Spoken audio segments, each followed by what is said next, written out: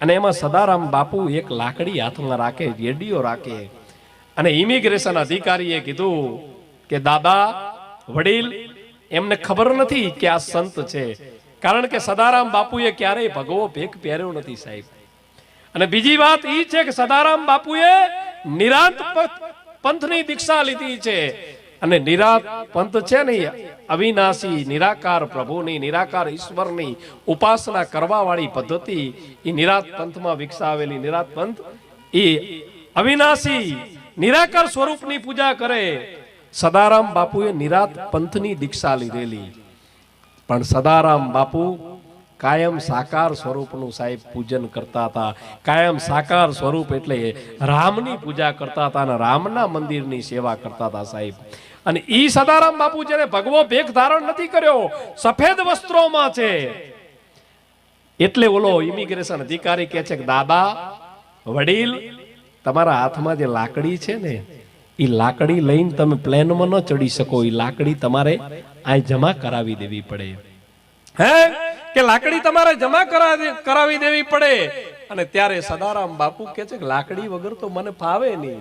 હે આટલા વર્ષોમાં કાયમ મારા ભેગી લાકડી રહી, લાકડી વગર મને કેમ ફાવે? અને ત્યારે એમની હારે જે સેવકો હતા ને, એમને કીધું કે બાપુ આપી દો ને લાકડી, કલકત્તા જેવા ઉતરશું ને એવી નવી લાકડી ખરીદી દેશું, આપી દો લાકડી.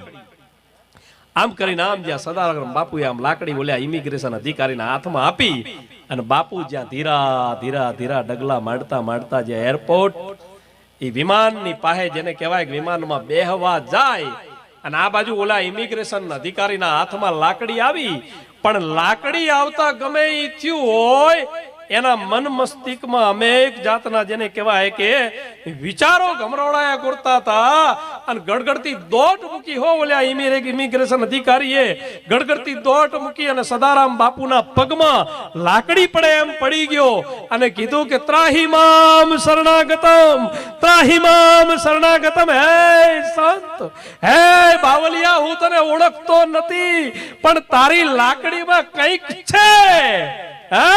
કે તારી લાકડીમાં કંઈક છે, કે આ લાકડી મારા હાથમાં આવવાથી મારા મન મસ્તિષ્કમાં અનેક જાતના વાઇબ્રેશન આવવા મંડાણા છે, અનેક જાતના વિચારો આવવા મંડાણા છે.